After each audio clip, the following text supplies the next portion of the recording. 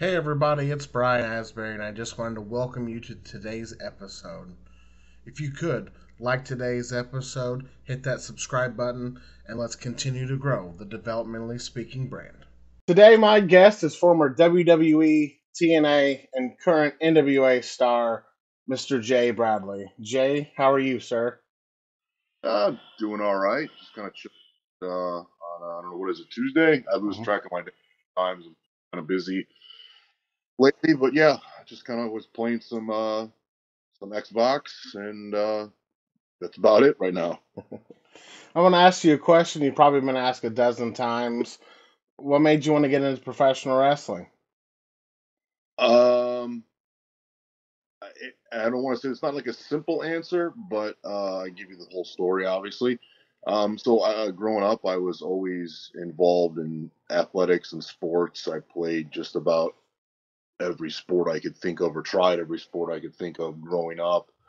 But I was also really big into, superheroes, Batman, Superman, um, even the cartoons like He-Man, G.I. Joe. I'm really aging myself here because I was a total child of the 80s. Uh, but when I saw pro wrestling at my grandmother and grandfather's house, watching it with him, it was like the melding of the two worlds of, the larger than life superheroes, in real life doing really athletic stuff. And you had all the colorful characters, that I really gravitated towards with more so WWE. When I was a kid, I really didn't watch much other than that until I was, a teenager and started to really get more in depth of a fan and but I think that was it. It was just something that was always an interest of mine. Funny enough, I always tell people my mom used to forbid me from watching pro wrestling as a kid. So I would have to sneak around her back on Saturday mornings or, watch it at a friend's house who was a big fan, or my cousin's house, or my, at my grandparents' house when I would stay there because my grandfather would let me watch wrestling and whatnot. What he did. So, and it probably made it a little bit more alluring to me just because it was, forbidden fruit. So what is this? Why can't I do this? Or why can't I watch this? But, when it was so much fun. But I think that's kind of where the start of it was. What age did you start to pursue, like actively pursue this? I was actually, I will say, blessed to get into this very, very young. I was still in high school. I think I was going into my junior year of high school. So I was like 16 or 17. Um, I met some guys that were doing it on the local level. Um, so I first came in contact with CM Punk in those days, years ago. Um, and before either one of us really started to get serious about the business and really training, what then was the proper way. Um, I was just an annoying kid at the time, probably like, like I would, not to insult anybody, but maybe your listeners, or maybe a lot like you know what I mean? You love something and you want to be Mhm. involved with it and what you do with it and how you can interact with people who are, involved in it. And that's really what it was, you know what I mean? Like, setting up chairs, setting up rings, getting beat up, being a tackle dummy, like it just, that's what it was, loading up the ring. And, from that, um, I met the guys from the Steel Domain back then, and Danny Dominion, Ace Steel, Kevin Quinn, um, Adam Pierce was poking around then, and that's what really got me going, in the business of pro wrestling, not just being necessarily a weekend warrior, wrestling once a month locally, but you know how to handle the business and get yourself booked and get yourself out there on the scene, make a name for yourself, as they say. So yeah, I was relatively young, 16 or 17, and I got in that way. So by the time I had signed in my early 20s with WWE, I was, what, like Mike Bucci called me, a very young vet, just because I had been around and got in so early. Now, when you first started training and working matches, did you stay in a general area, and when did you start to branch out? Um, well, you had no choice but to branch out at the time because Mm. Illinois, where I was born and raised and where I broke in at, had a really harsh, I should say harsh, it was a very strict commission, where everyone had to be licensed, promoters had to be licensed. It was very, very regulated at the time. That didn't change until I think sometime after 2000 or maybe 2001. So there was very little pro wrestling in the Chicago area. Um, so you had to branch out. You had to get out. So um, with the guys that kind of broke me in and were teaching me, I was their young boy. I got the shit kicked out of me and carried their bags and got ribbed and teased. But with that, that opened doors. I was paying my dues at the time, so they were able to introduce me to promoters in the Twin Cities, St. Paul, Minnesota area, and promoters in the Milwaukee area. And then that led to, in the Louisville area with Ian Rotten. So after a few years, you know, I was going in a different direction almost every weekend. And then when the commission was, I don't say like, done away with in Illinois, that opened the door for more promoters and more opportunity in the state of Illinois, in the Chicago area, for the good or bad. You got a Mhm. lot of bad with it and a lot of good. So I was able to keep myself pretty busy. Um, but with that, I would probably say it was a handful of years. It's hard for me to say what age I was or what year it was because it kind of blurs together after a while. Mhm. But probably around the time where I had a consistent schedule throughout the Midwest, to where, like I said, I was going to like Minnesota, I was going to uh, you know Wisconsin and Milwaukee, or Green Bay once or twice a month, and then heading down to Louisville for Ian Rotten once or twice a month. And this is around the time where VHS tapes were still a traded commodity. To see a guy that was getting hot on the indies, or we'll say like like now we'll use Kenny Omega for example. Like Kenny Omega, even though he's injured, can be was able to be seen almost Mhm. every week. But before that, like when he was doing his stuff in Japan and making a name for himself, it was a little bit of work to find Kenny because like you had to subscribe, or you had to like YouTube him. That's modern. Back then, when a guy like a Kenny Omega, or anybody who was kind of like turning heads like overseas or somewhere else, you had to trade tapes. YouTube wasn't a thing. Internet was barely, it was in its infancy. Social media wasn't a thing. So that brought on the onset of the DVDs in that time frame. So that really helped open doors because then, the promoters that I was working for were also doing business with places like Smart Mark Video Mhm. and able, I'm on a show with AJ Styles and then Chris Sabin and Alex Shelley, and Colt Cabana's maybe on there. I'm on there. Like Chris Hero's on there. So because of that, I was able to be seen by people. People started to know who I was. Kind of opened more doors for myself that way, just because that's how it was done at the time. Like I said, there was no YouTube, there was no social media. If you wanted to get booked, people, you physically had to send your stuff into a multiple pictures of yourself, maybe like an information sheet, or what you maybe term as a resume, and like a DVD or a VHS of a couple matches of yourself, and hope they watched it. Mhm. Is that what you, when you started to get your name out there? Is that what you think started getting WWE's interest, and how did that start to come about? I think, well, I'm pretty sure, I'm pretty well know that the reason WWE I caught their eye was, um, I want to say it was my, man, it's old while now, but about 2003, two, somewhere in there. Um, Kevin Quinn, one of my original trainers, um, was hired by New Japan to scout American talent, and they needed heavyweights at the time. So um, he called me up and was like, "I got this opportunity. I want to start working with you. See if I can recommend you to go to the dojo in LA," when they had their initial New Japan Inoki dojo when Mr. Inoki owned the company. So I did that, and then I went out there for a tryout and was welcomed back for a summer. Um, it was a good experience for me. At the time I didn't think it was, but I learned a lot about myself and the business and how big business wrestling is.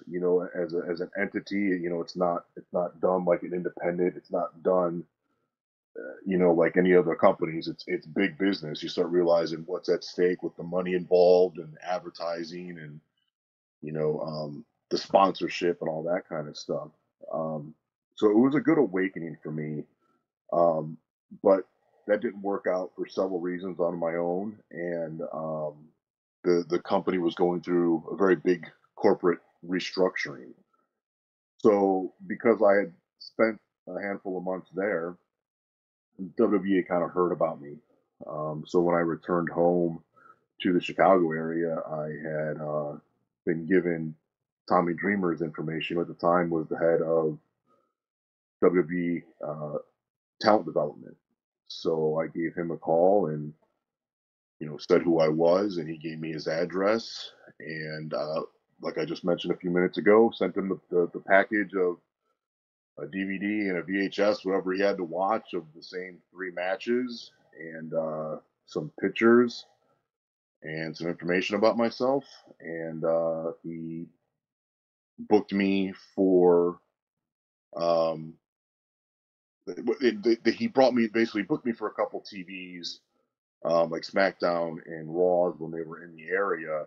That's how it was done. They would bring a guy in, for a Monday or a Tuesday, and hope you got put in the ring with somebody who you could, you know, stand out with in front of the agents or the office, or if you did, maybe you got picked for a match that was going to be a dark match, or back then it was a heat match that was on the WWE website or Velocity. Um, I think Heat might have been on like MTV at the time, or something of that nature. So that was kind of like a very long-winded, but over about a year after the New Japan Inoki Dojo stuff fizzled out. Um, Dreamer had booked me a bunch of times and was like, I'm going to recommend you. The big one that really helped me was I appeared on a show in Rockford, in Illinois, that Tommy was also wrestling on and doing an autograph appearance. So he got to see me live. Hmm. And that he pulled me aside and was like, I'm going to definitely recommend that you get hired. It's just going to take some time. Like, when are the company going to be back in your area, or what dates you can make? And then he put me on pretty much anything that I could drive to, just with the hope that, I could get seen. How long after that did you get signed? Um, Probably about 2 months. Um, that was probably when Tommy saw me in person.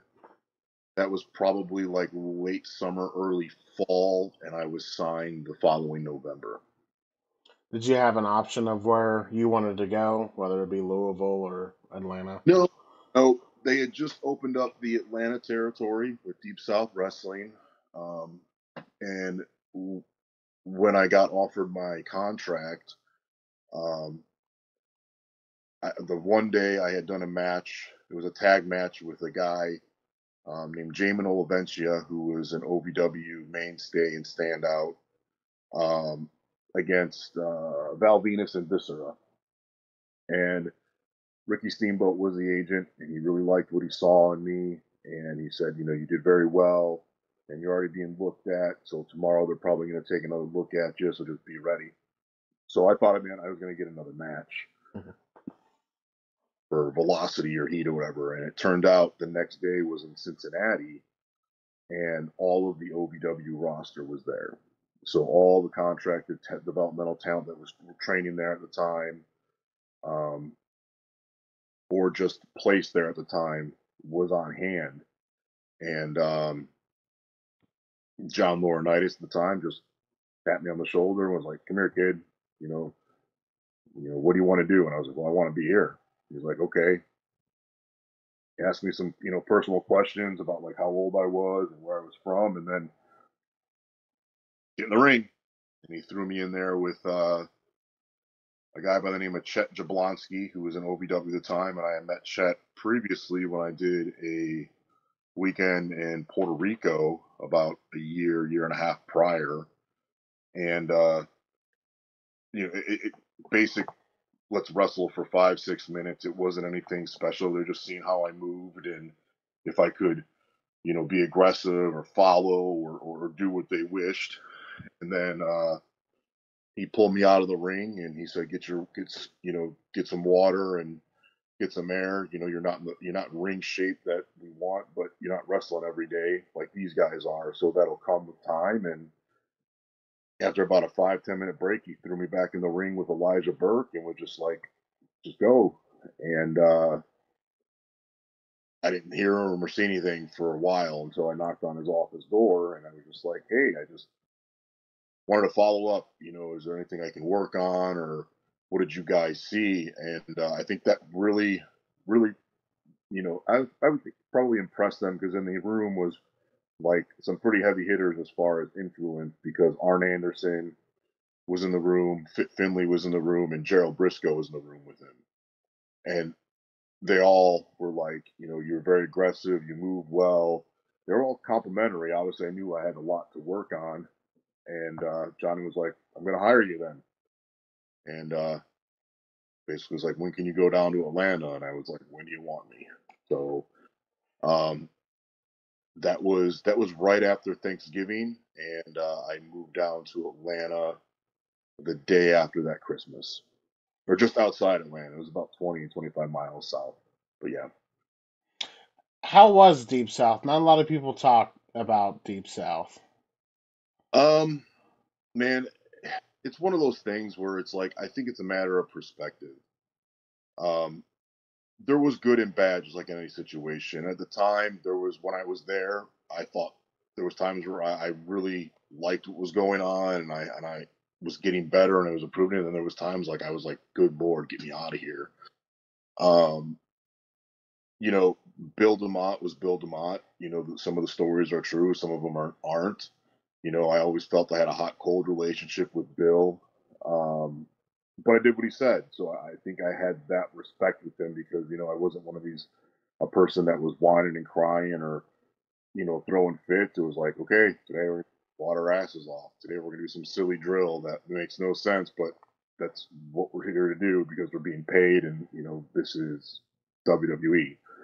Um, but then there was times where I was so beat up and so hurt that like I couldn't stand up straight, and we were just overtrained.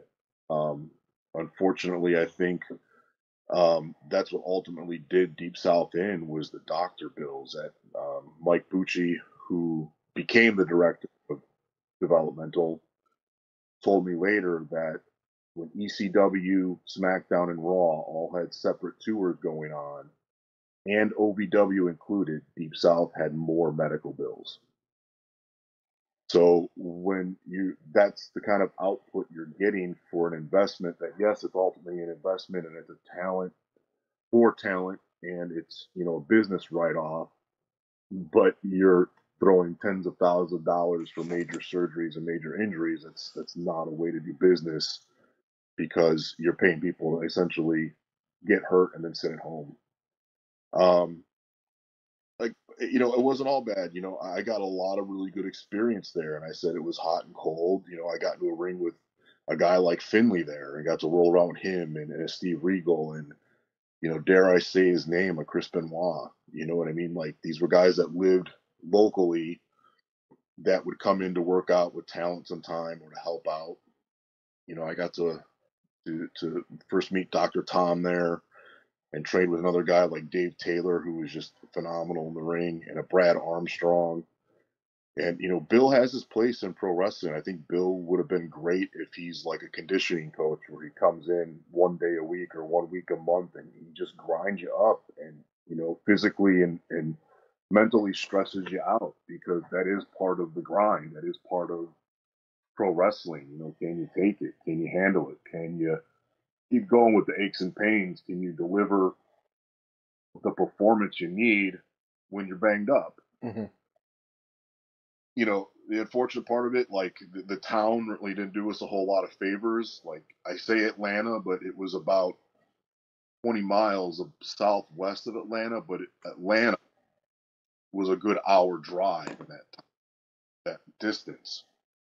So there wasn't much to do. We had like a gym and a Walmart and a movie theater. And you got a bunch of guys and gals that are in their 20s and, in shape and good looking and whatnot. You know what I mean? Like, we all stood out in this little podunk town, and just wasn't much to do. So it was like, good or bad. Like it made you focus on pro wrestling, but we didn't have any shows or anything going on. You're just like stir crazy because there wasn't much to do.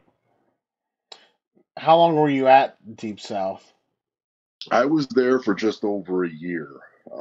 So I think it was January '06 I officially started, and then I was there till like March of '07.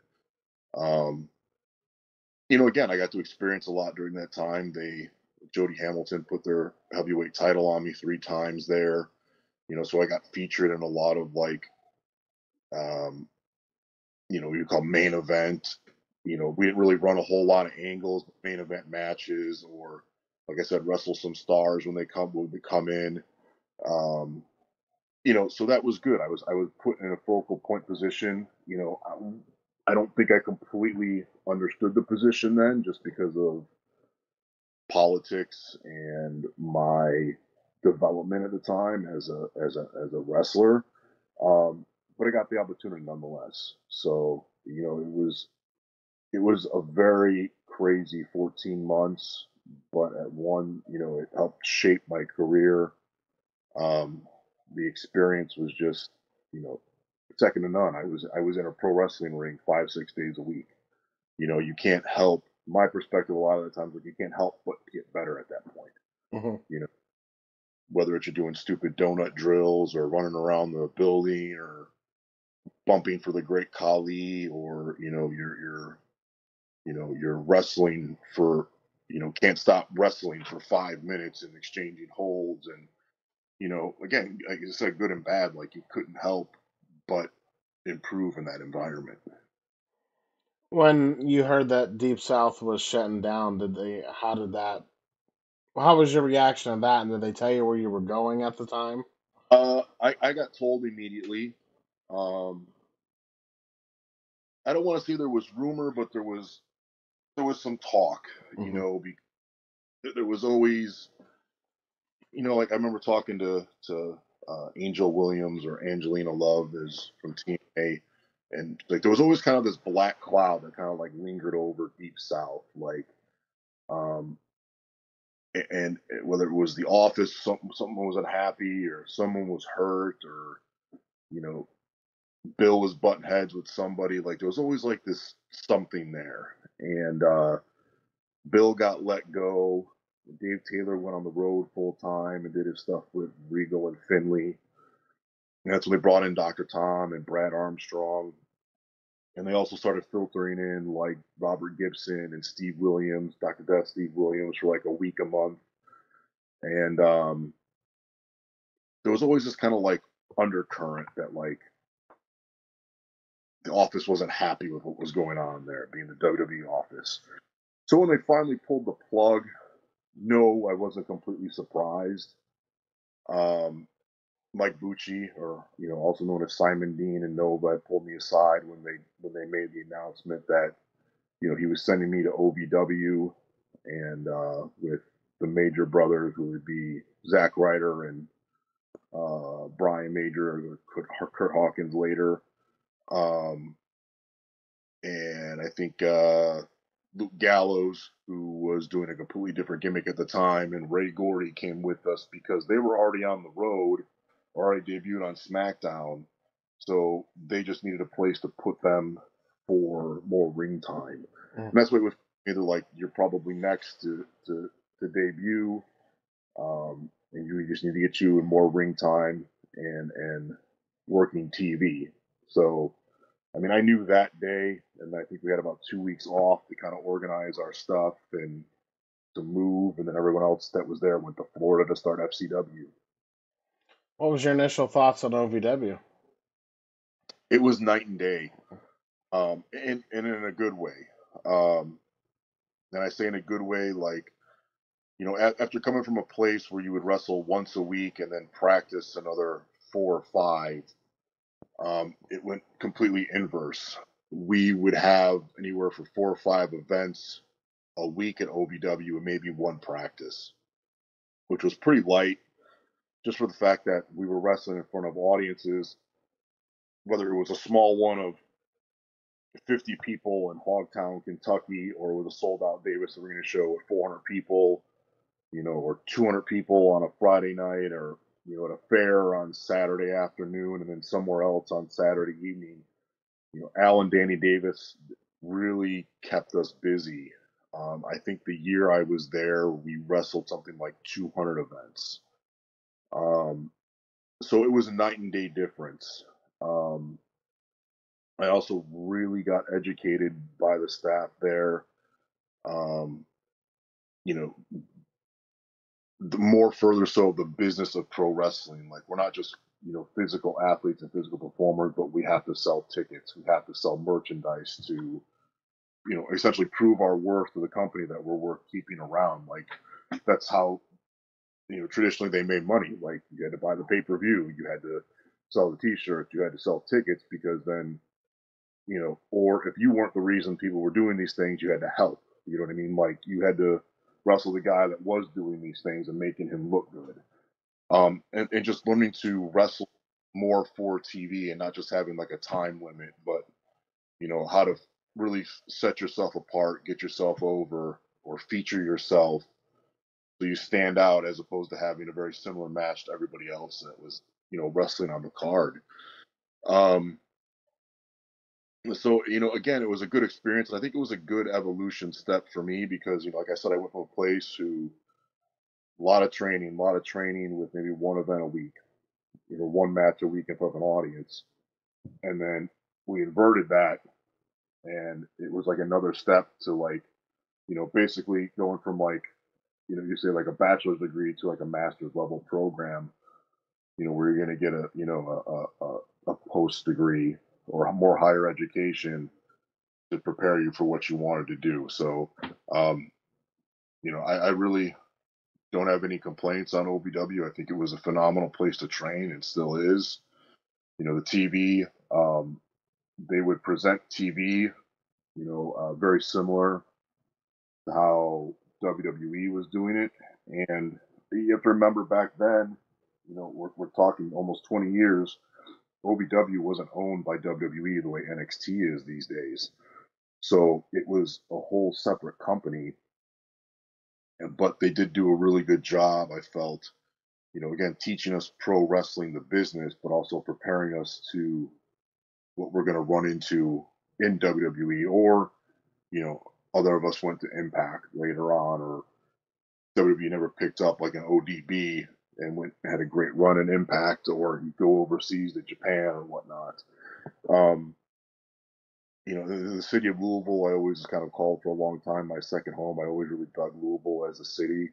That was the other, change. You went from kind of a, podunk country town to, you know, uh, a major city in the area. A small city, but a city. Hmm. You had, great food, great nightlife, huge university there, college sports. There's a great music scene. There's a comedy scene there. The food scene's great. So, very different, atmosphere, which I was more comfortable in coming from a place like Chicago. It was more my fitting. Did you start? This is where you started to develop who you were going to be. Did they work with you on that? Did the WWE or OVW like pitch Or, anything to you? so this is where I think they learned their lesson. I think in WWE, like, I had been doing like things one way for so long, and then I got there, and it was kind of like, well, what else you got? And it was kind of like, well, I'd been doing things this way. I didn't really think anything was wrong with it or what was going on, and I was kind of being told to change. We needed something different out of you. Let's, let's change your hair. Let's change your look. um, something, you know what I mean? Catch people's eye more. So this kind of forced me to eventually like really step out of my comfort zone. Like I said, where it forced me to grow and to step on what I had been doing and get that higher education to where I could, you know, you know, maybe not I want to say use as many moves, but mannerisms or facial or how I talk or when I hit a move or when I didn't hit a move.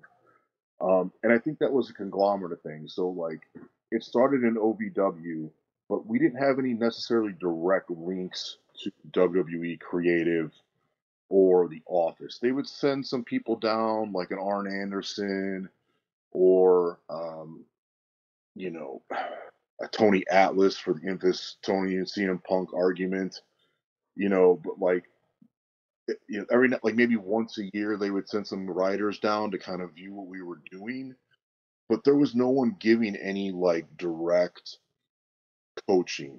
So like that was one thing that I always found really really frustrating because like I remember Bruce Pritchard coming in one time and watching the events, the matches the night before, and then coming in for practice, and he wanted to watch us do promos, but he just sat in the stands with his clipboard and watched promos. Like we didn't really get any feedback, and it was like, you guys are paying us to be here, and we're an investment to you guys, and we want to develop. It wasn't a fact the matter that we didn't want to improve or develop ourselves, but it was like, give us something. Like, okay, we don't like what we're seeing in you. Let's move in this direction. Let's move in that direction, or what else you got.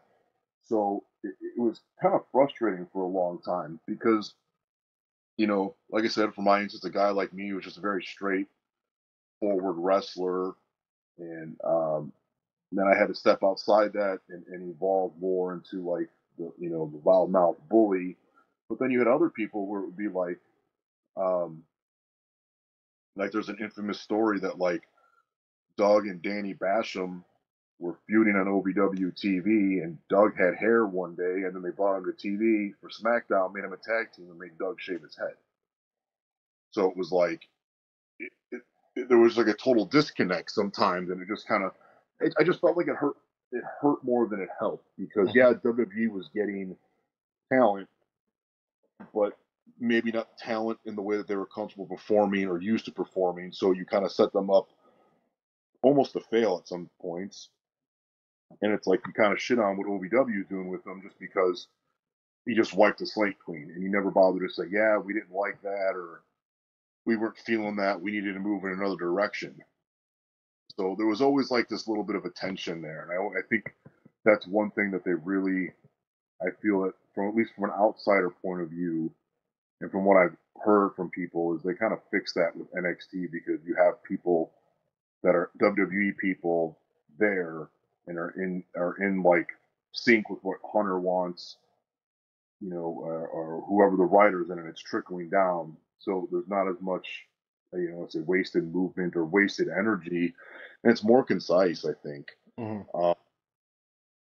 But it's kind of a long-winded answer, but that's what the thing was at the time. You know, When did they start calling you up to the main roster? Did they have an so idea for what they wanted to do? so the original idea for me was um, because I'd always used the big clothesline as a finish for a long time, and um, people always thought that I kind of looked like JBL body wise, and or just Bradshaw, even when I had longer hair. Um, so I actually pitched the idea to Creative while I was in Deep South to be Bradley J. Layfield, BJL or JBL or J. Bradley Layfield. And at the time, President Trump had um, the Apprentice show where he would fire people, and one would get to be his apprentice. And my pitch was JBL is kind of the Donald Trump of WWE. He's loud. He's a New Yorker. He's brash. He's wealthy. Why wouldn't he take another wrestler on as an apprentice? And that was the idea. They spun it that they wanted to do it as like the Fresh Prince of Bel Air, where I was JBL's wild nephew that got sent to him by his mama, it turned into a proper gentleman. And every week we would do some, every so often we'd do something different where I'd get a haircut like John, or I'd earn a towel, or I'd earn my own jacket and a cigar, and ride in the limo with him, that kind of stuff. And for whatever reason, they were all for it for a while, and I was supposed to start working with John on live events and going to TV and basically shadowing John and kind of being like John's young boy, and he would work with me in the ring and what I needed to do and whatnot. And then John went away for a little bit, and Vince soured on the idea. And this was around the same time where they were also signing up a lot of people who were really second generation wrestlers and really had family members that were WWE alumni, and Vince didn't want to go that route if I wasn't really his family. So I want to say like June of '07, when I was in OVW, I got called on the road, and for about 12 weeks I had like an insane schedule because Friday I would fly out and do WWE live events Friday, Saturday, Sunday, go to Raw, go to SmackDown, fly back to Louisville Wednesday, do Wednesday TV at OVW, and then maybe do a practice or a film session on Thursday, then jump on plane Friday and do it all over again. So that was a great learning experience because like you're just around, you have people like Arn Anderson or Ricky Steamboat, and Wyndham at the time was really helpful. Steamboat, I said, Finley, Malenko was there, but I was on the loop a lot. Like the first few loops I did was actually versus Cody Rhodes, because they had just debuted him and kind of given him a win on the live events. And then I wrestled everybody from Goldust, Super Crazy, Hacksaw, like you name it, pretty much anybody from like the middle card down. I wrestled them that summer. Even one time they told me I was wrestling Super Crazy, and I went out to the ring, and then Goldust music, and Gold was like, "What are we doing tonight, kid?" I was like, "Grab my arm, I guess," But from that, like, I had a meeting with Vince. I probably should have showed him a little more personality, but I was a little more quiet and respectful, and just he's eating his lobster and steak, and he's just asking about myself, where I'm from, and all this, and he's like, we didn't think of anything for me, so I went back down to Developmental um, for a little while until they moved us to Florida. How was FCW? A little chaotic. We got there, the building wasn't quite complete. The air conditioning only kind of worked. Dr. Tom is a phenomenal trainer and was trying to and did a lot of times make chicken salad out of chicken shit. We had 4 rings. We had 1 in the arena and then 3 in the back training area. And you went from having like 20 guys to about 70 guys and girls. So the girls would have their own ring, and the guys would kind of take their other. Um, it was frustrating in a way because there was so many people, and you want to stand out, and you're trying to get yourself up there or back up there or whatever you were, because there was a few of us that kind of went down, or we were basically told, like guys like me, Sean Spears, who is Ty Dillinger now, Colt Cabana, trying to think who else was in that. There was like a handful of us that we were pretty much told, like, you guys are going to Florida, but you guys could debut any day now. Mm-hmm. Don't get hurt, stay in shape, listen to Doc. Dusty Rhodes became the creative coach of promos, but the unfortunate part, and the frustrating part, is the coaches couldn't or didn't devote a lot of time to us because we were deemed ready. Mm-hmm. They were focusing so much on the new guys and the younger guys that hadn't been under a contract as long as we had and weren't ready to debut. So you'd show up for work and you'd have to do your drills and show up, and then it'd be like, okay, when is Dusty going to work with me? When are we going to start grooming my stuff? And a lot of times that wouldn't come because, well, I got all these other guys to worry about, kid, and you're ready, and not to shit on the dead or anything like that or talk ill of the man, but it was really frustrating because you're like, you have this supposedly great creative mind, at your disposal, supposedly. He doesn't have time for you Mm. because your name, he can't say I made this, and it very much came that like, Dusty couldn't vouch for us or didn't want to vouch for us because he didn't create us. To where some of the other guys on the roster that he was working with, he could put his stamp on, you know. So again, we were training a lot more and wrestling a lot less. So again, we kind of got in a little bit of a shock. So it was like we got 4 or 5 days a week of training and maybe one match, maybe no match, because there was so many guys, not everybody could work on the events.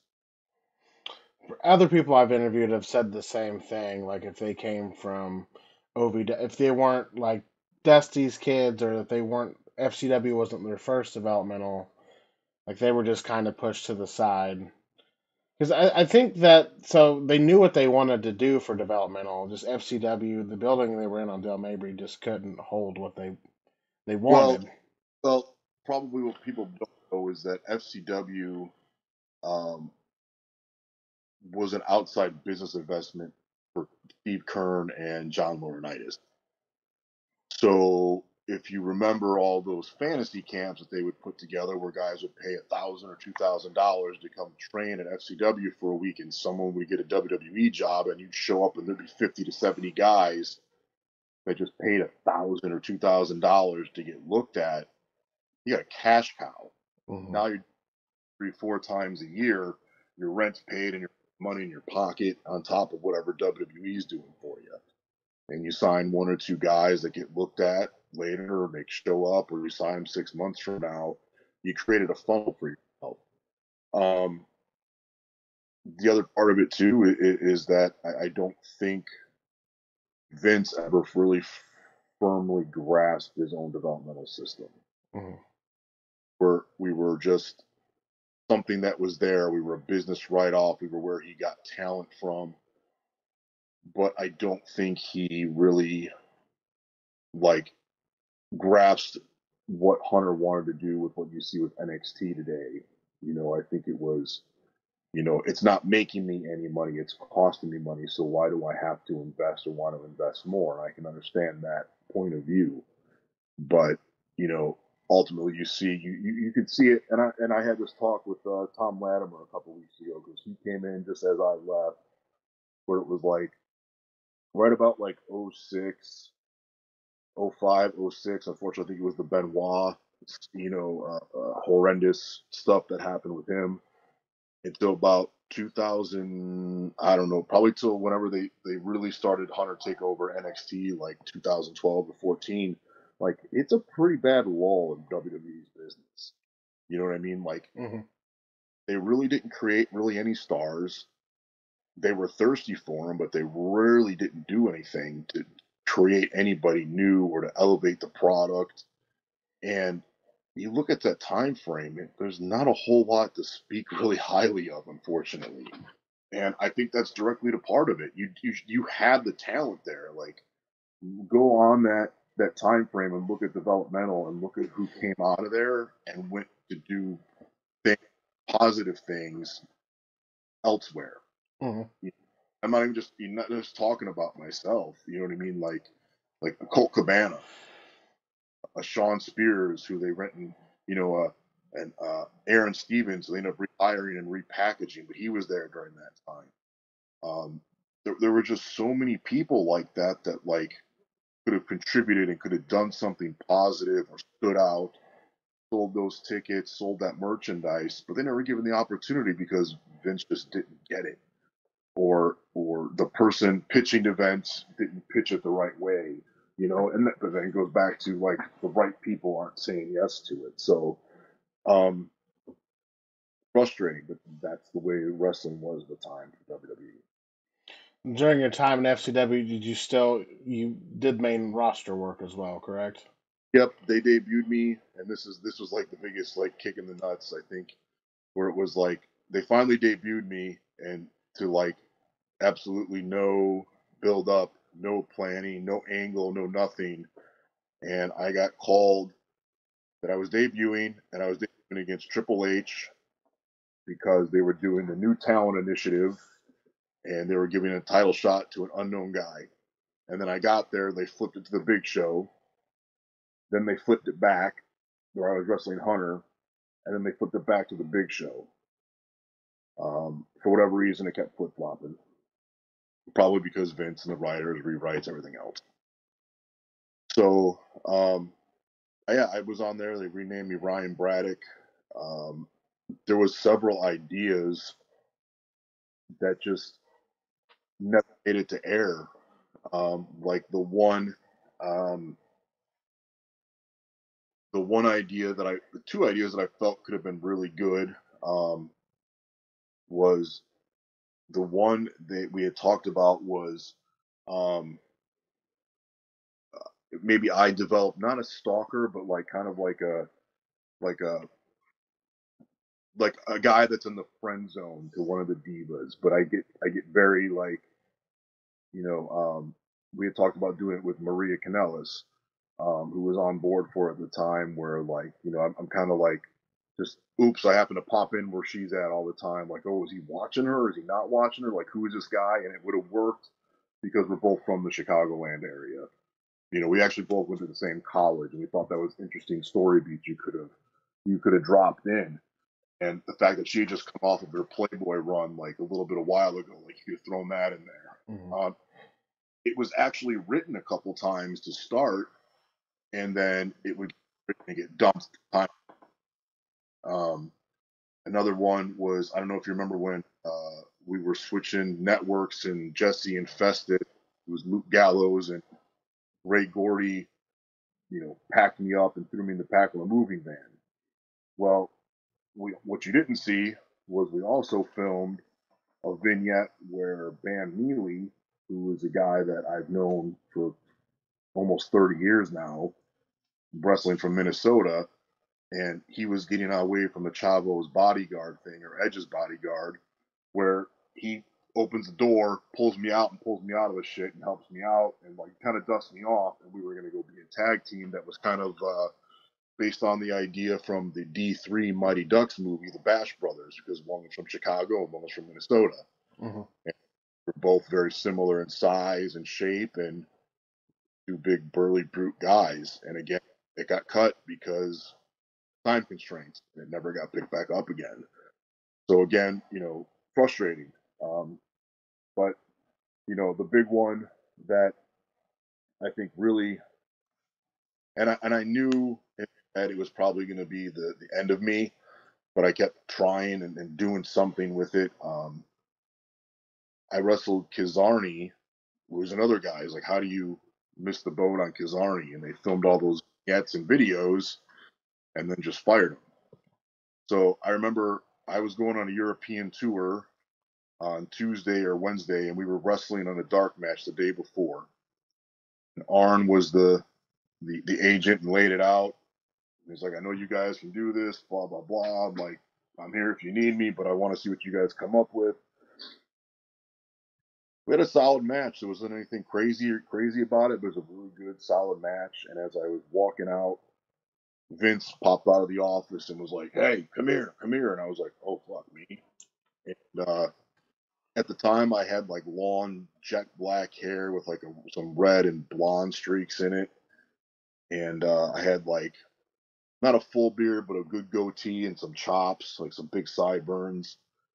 And he was like, "I like what I saw in you. It made me think I've got an idea, but I want to cut your hair and shave your face. Like, go get your hair one color and shave your face right now."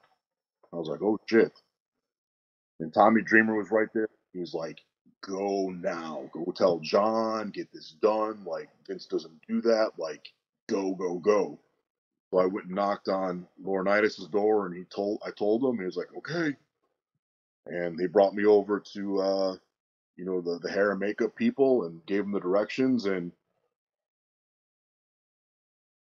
shaved my face, straight razor me, clean, short hair, about the same long length or same length I got now. Kind of a very dark brown or coffee brown color.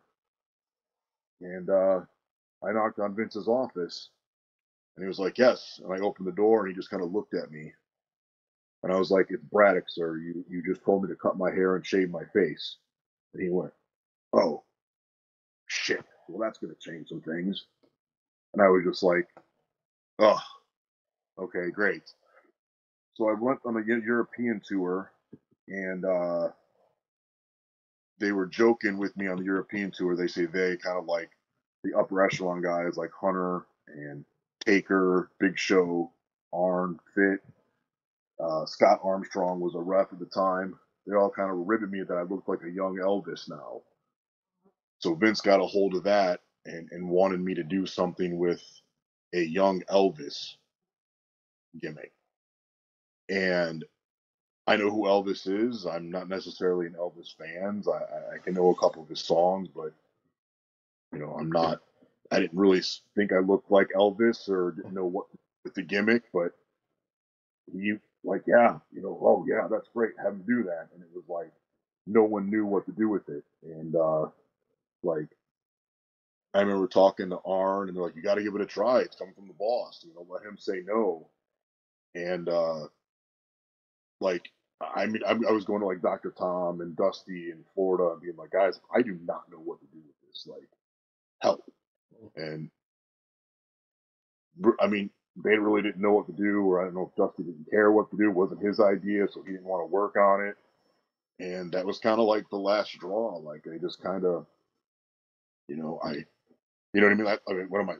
The son of Elvis, the young Elvis, the bastard son of Elvis. Like no one knew. No one knew how to make it work. No one knew what to put me towards, and it was just kind of like one of those things where we're just like, okay, you got to give it a try because I'm being paid here. But again, the frustration where you're just like, you just told me to cut my hair and shave my face, and then you just, well, that is not what I wanted, so we got to do something else. It just, Hmm. the way the wrestling business was in WWE at the time. Another example, so in the same topic, when I was in Florida,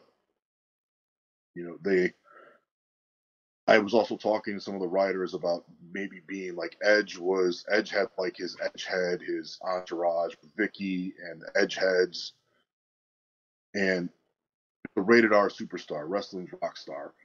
Rock stars have bodyguards, rock stars have roadies. So I suggested like I look like the guy who would be a roadie.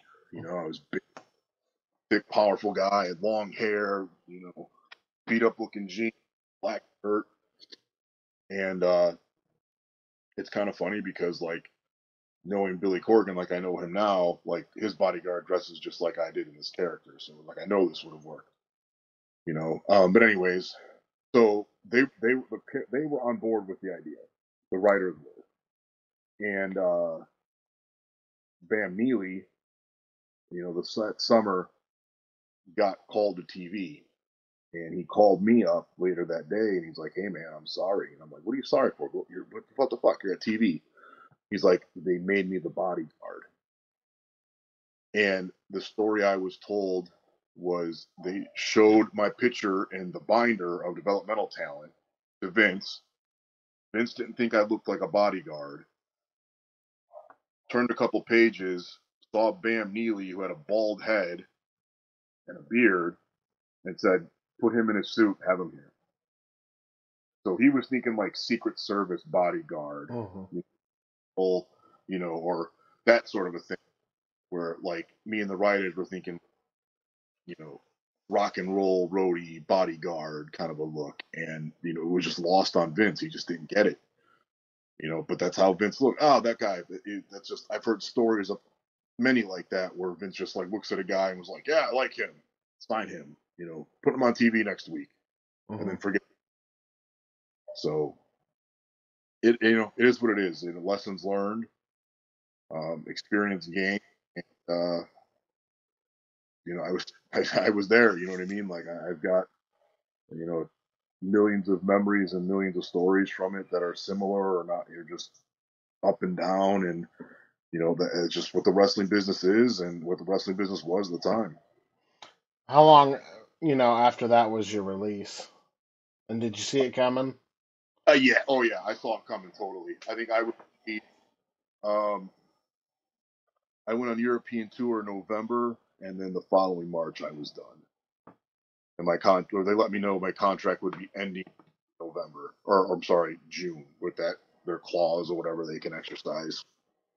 But like I said, it is what it is. It's like, like, excuse me, they took away anything that like I had worked on or made special about myself or used to stand out, and then you know didn't really give me a whole lot of direction or input on what to do to take it any further. How's life been after WWE? Because you haven't stopped wrestling. No, I've taken a couple breaks here and there or sabbaticals, but unfortunately, at the time WWE is about the only place where you're going to make that big money that everyone thinks people on TV or pro athletes make. Um, I spent a couple years with Impact. One where I was under a full time contract, and one where I was pretty much what they would call freelance or work for hire. Um, I got to work a lot with um, Billy Corgan on Indies in Chicago, and even now in NWA. In between all that, I got to go to Japan a bunch. Um, that original connection from the Inoki Dojo paid off later, and Simon Inoki brought me over to a big one-day festival that they were having that was half pro wrestling, half MMA exhibitions, and um, course for me to wrestle with Great Muda's company when he started Wrestle One Up, and I did about almost a 4 week tour with him. I was supposed to go back for that one too, but again, just how the wrestling business and how fickle it can be, they really liked me and Rob Terry, and when I was going home, they told me we're going to bring Rob Terry back for the next couple months, and then when he goes, we're done. We'll bring you back for a couple months, and I literally had I had a schedule. They sent me a schedule to my house. They sent me visa paperwork, all this documentation, and I was going downtown Chicago to get the visas stamped, and everything else like that. And I got an email from Muda's partner, Mr. Uchida, and basically said, I'm sorry, we can't use you anymore. We just lost major sponsorship. We can't afford you. Mhm. So it's just like you're like, well, I went from having a job to not having a job, for like literally like a snap of a finger. And similar happened later with Pro Wrestling Noah. Scott Demore was the gentleman that arranged that, and he knows that they like big Americans or big gaijin. So when I went and wrestled in front of Marufuji, I instantly stood out, and they wanted to bring me over for 3 months on a visa with the agreement that if you do well, we'll renew the visa and bring you back for another 3 to 6 months. And that went really, really well. I really enjoyed being in Japan that long. I had no problems with it. The culture, the people, the work, it's all good for me. My last day there at Corrigan, Marufuji and the office was like, "Yeah, we're gonna bring you back. Um, we're gonna let you go home for like a few months, 3, 4 months, and we'll bring you back in the fall, and we'll kind of figure out if we're gonna do 3 or 6 months." Well, during that summer, they sold the company, so again, everything changes. And now 5 years later, Noah's really starting to flourish again to where they were kind of not necessarily in a downswing, but they were treading water back then, and they were trying to grab some ground on some like New Japan business. But they've done that now, and now like this company that owns them owns DDT and a bunch of other entertainment properties. You're thriving in the NWA now. You're doing a lot of work with them. Is there anything left that you would like to do? Or is there any goals for Uh, the NWA that you have? I'd like to put myself in a position for possibly some singles title shots in the NWA. I think that might be in the cards. I certainly think I'm healthy and vibrant enough to do that. Um, I look at our locker room is very mixed in a cool way where we have like a really cool core group of veterans like myself and a Trevor Rhodes and a Mike Knox or Trevor Murdoch, excuse me. Um, EC3, obviously, Tom Latimer. We've we've earned our stripes in the pro wrestling business. We've all kind of been around and been knocked down and gotten back up, and you mix that in with some of the newer talent that's coming up. It's making a very good mix in the locker room. But I don't think a singles run is out of the question for myself, or another title run with the Fixers with Legursky. Um, I'm still, I don't want to say I'm necessarily in my prime, but I'm still feeling good. I'm still very active. I'm blessed. Thankfully I've never had any major injuries, or any major ailments or surgeries in pro wrestling for almost 25 years. Thankfully. So,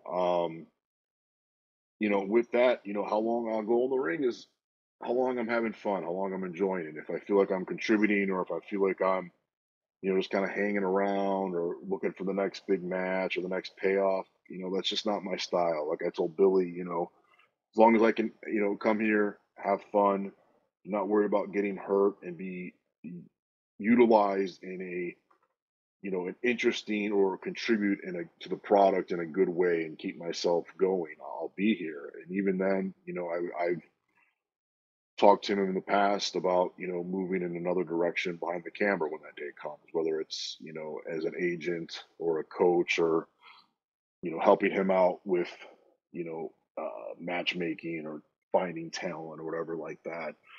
Um, so I don't necessarily think I'll ever totally leave the pro wrestling business. It's just part of who I am and what I am.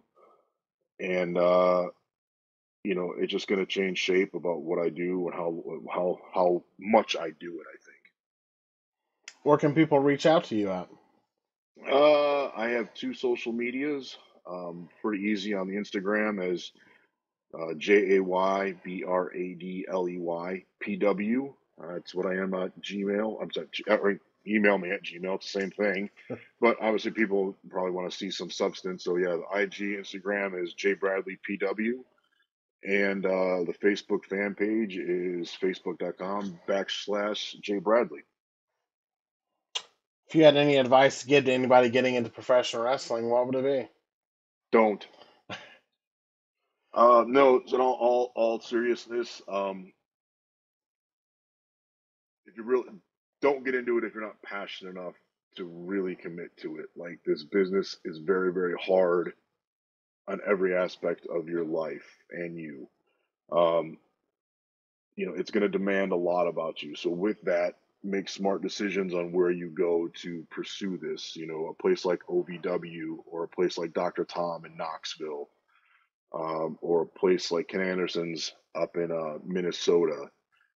Set yourself up to learn from people who know the game and how to be there and can give you a solid base. But with that, they'll even tell you it's probably even shorter now, man. I remember listening to WWE when they had, I can't remember the guy's name. He was in the office. Like, the average talent lasts 3 to 5 years in WWE. And it's different now. You got an AEW. Other people can get you bigger money or whatnot, or good money. But once that runs over, what are you going to do? What are you going to do when you blow out a knee? You can't do this anymore. You know, find something else that you could see yourself doing, or whether it's you need an education for, or an apprenticeship, or some further training, because it isn't forever. I'm very blessed. Like I said earlier, I might not have made $1 million, but I made a million memories. I'm getting ready, sitting down to start formulating my autobiography. And one of the things I just realized is, man, it's just like I've experienced so much, working with kind of the people in the book world, where they're just like, I know that I know, but maybe not the average fan knows. And I've got to, share locker rooms with tons of people, and I'm blessed that way. I really am, man. Like, not everyone's going to get that experience. You might get that one job, or you might get that one contract, and that might be all you get. And maybe that's fine for you. Maybe it's not. So you just got to be prepared for the day where can't do this no more. You don't want to do it anymore, because it can be harsh. I've seen guys that you know you're making high six figures for a couple of years, and you buy the nice house, and you got the high mortgage and the nice car, and hide car nope, and then the job that was providing that ain't there anymore. So what do you do? Hmm. You know, so be smart. Save your money or live modestly. Whatever your formula is, you gotta do it smart. But like I said, if you're gonna get in this business, it's there's a saying that pro wrestling is for everybody. I agree that everyone can view pro wrestling and enjoy it, but I really don't believe pro wrestling is being a part of it is for everybody, and that's fine. You know what I mean? Like I like watching the NFL, but I don't know enough about that game to play any position, even in my athletic prime.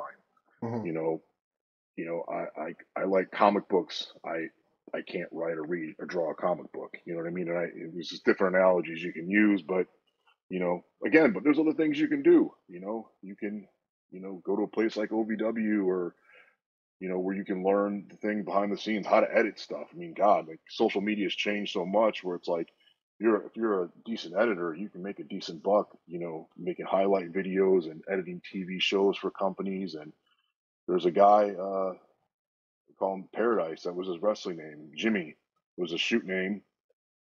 He was a trained wrestler, but he got so good at editing these montages and making stories with them, he works for NXT now. So it's like there's the pathway. Like Jimmy was undersized, maybe 5'5", maybe 160 pounds. He was a tremendously entertaining performer, but is that going to get you in WWE? I don't know. But he found his way and he found a passion still with pro wrestling and then doing something else he was good at. Well, I just want to say thank you for taking some time out today. Thank you for what you've done for professional wrestling, what you continue to do, sir. It's been an honor to talk to you tonight a little bit about your career. All right, man. Appreciate the opportunity. If there's anything I can ever do, please feel free to reach out. Yeah, take care, boss.